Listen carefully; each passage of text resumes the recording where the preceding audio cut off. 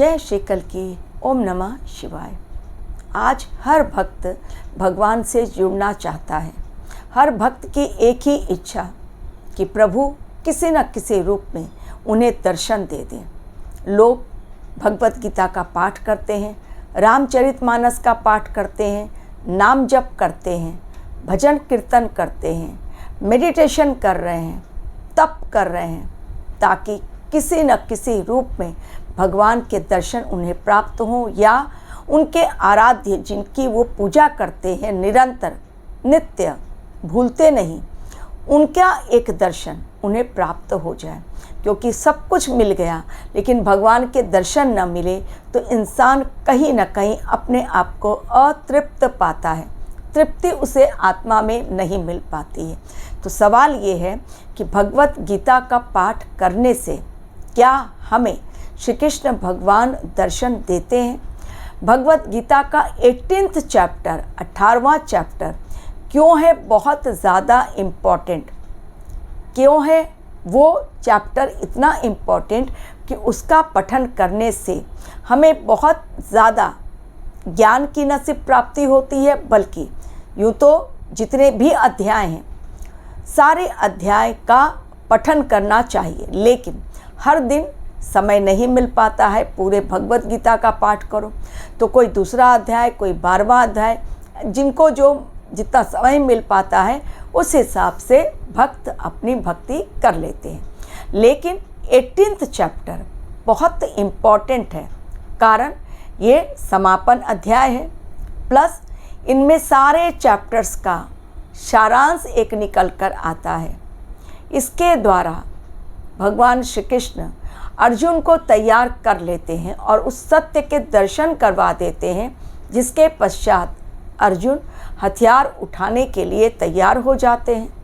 अपनों पर अस्त्र चलाने की वो अपनी मंजूरी दे देते हैं। उनके आँखों पर से भ्रम का अंधेरा दूर होता है, सत्य के वो दर्शन कर लेते हैं। श्री कृष्ण का प्रयास, जो प्रयास के फलस्वरूप उन्होंने युद्ध को रोककर भगवत गीता का उपदेश दिया, कहीं न कहीं भगवान उस सफलता को भी जब अर्जुन में देखते हैं तब उसे महसूस करते हैं कि आज एक भक्त और भगवान के बीच की दूरी बहुत आसानी से तय हो गई।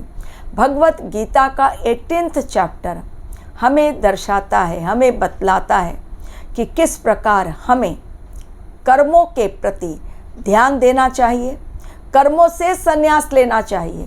अब कर्मों से संन्यास लेने का अर्थ क्या हुआ कि आप कर्म करना ना छोड़ें, क्योंकि कर्म करने के लिए ही तो आप आए हैं। तो जब 18वां चैप्टर हमें बताता है भक्ति के बारे में, संन्यास के बारे में, कर्म के बारे में, तो हमें वो शब्द बहुत डीपली समझना चाहिए। संन्यास का कतई अर्थ ये नहीं है कि आप कर्म करना बंद कर दें, बल्कि भगवान श्री कृष्ण ने इशारा किस ओर किया है। संन्यास लेने का अर्थ है कि आप कर्मों के प्रति कोई आसक्ति ना रखें, यानी आप कोई इच्छा ना मन में पालें। जैसे अगर आपने कोई इच्छा पाल ली कि मैं नौकरी करने के लिए, इंटरव्यू देने के लिए मैं जा रहा हूँ, या मैंने कहीं इन्वेस्ट किया पैसा तो हमें रिटर्न मिलना चाहिए। अगर आपकी इच्छा के अनुरूप वो चीज़ नहीं होती है, आपके मन के अंदर विरक्ति की भावना आती है और आप भगवान से दूर हो जाते हैं। इसलिए भगवान ने कहा है कि कर्म करो लेकिन फल की चिंता मत करो। किस प्रकार के फल की? कि हमें ये होना ही चाहिए, ये मिलना ही चाहिए। यदि वो मन अनुरूप नहीं मिलता है तो इससे इंसान कर्म करना छोड़ देता है। तो भगवान ने कहा है संन्यास लेने के लिए, यानी कर्म तो करना है, लेकिन उसके प्रति अपने मन में कोई ऐसा लालच नहीं रखना है। इसे कहते हैं संन्यास ग्रहण करना, एवं भक्ति का सही मार्ग पकड़े। आज इंसान भक्ति के नाम पे केवल और केवल ढकोसले कर रहा है, भक्ति का वो सही मार्ग जान ही नहीं पा रहा है। तो भक्ति का सही मार्ग भी उसे जानना है। और क्या 18वें चैप्टर को पढ़कर, जिसमें तीनों गुण, जो प्रकृति के तीनों गुण बताए गए हैं, रजोगुण, सतोगुण, रजोगुण और तमोगुण, जो प्रकृति द्वारा संचालित हैं, और मानव भी इससे अछूता नहीं रह जाता है। तो क्या हमें इसमें से जो अंतिम गुण है यानी तमोगुण, उससे हमें दूर रहना चाहिए? बिल्कुल हाँ, क्योंकि वो अंधकार की ओर ले जाता है, अज्ञानता की ओर ले जाता है, जिससे इंसान का ध्यान भटकता है।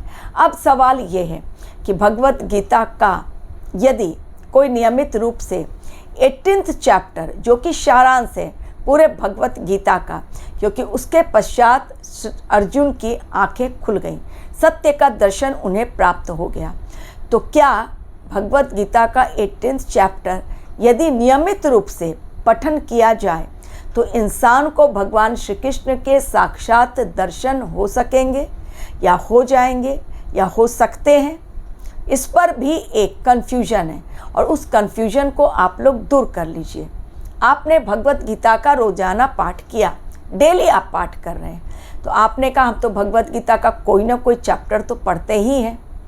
तो भगवान श्री कृष्ण के दर्शन पाना और भगवत गीता का पाठ करना, इन दोनों में बहुत बड़ा एक लिंक है।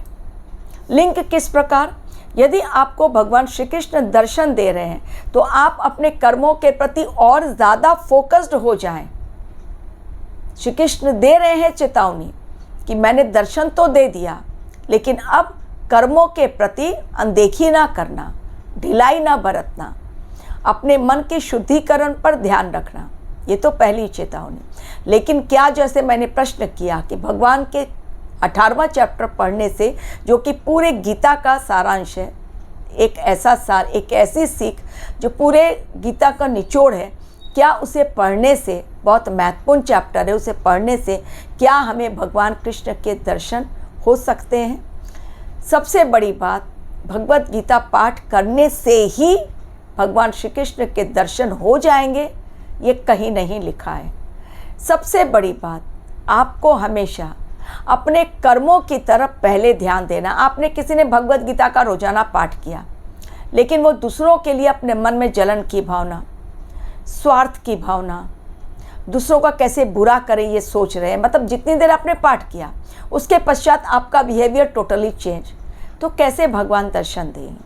आपकी आत्मा का जब तक शुद्धिकरण नहीं होता, जब तक आप अपने कर्मों से पूरी तरह संन्यास नहीं ले लेते, यानी कर्मों के प्रति जो आपकी आसक्ति है वो खत्म नहीं हो जाती, जब तक आप मोह, लालच, अहंकार, इन सब विरक्तियों से दूर नहीं हो जाते, जब तक आप अपने मन को, उस पर जो पाप की मैली चादर है उसे नहीं क्लीन कर लेते, जब तक आप प्यूरिफिकेशन प्रोसेस के तहत अपने आप को ध्यान नहीं देते, तब तक भला कैसे भगवान के दर्शन प्राप्त हो सकते हैं?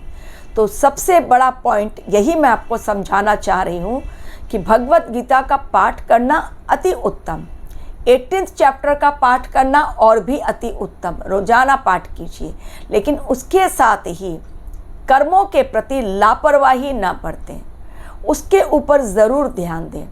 आपका सात्विक विचार, आपके सात्विक कर्म और कर्मों का संन्यास, ये बहुत ज़्यादा इम्पॉर्टेंट है आपके अपने जीवन में। आप जितना ज़्यादा प्योर हार्टेड रहेंगे उतनी जल्दी आपको भगवान के दर्शन होंगे, और जितनी जल्दी भगवान के दर्शन होंगे उतनी ही बड़ी चेतावनी भगवान की तरफ से आपको दे दी गई है कि अब आप एक प्योर सोल में ट्रांसफॉर्मेशन आपका हो चुका है। अब आप अपने कर्मों के प्रति लापरवाही नहीं बरतनी है, बहुत ध्यान से आपको अपने कर्मों को करना है, जिसे करने के लिए दुनिया में भेजा गया है। तो भगवान के दर्शन की चाह आज हर भक्त के मन में, लेकिन किन पर होगी प्रभु की कृपा, ये केवल प्रभु ही जाने। Thank you very much for watching.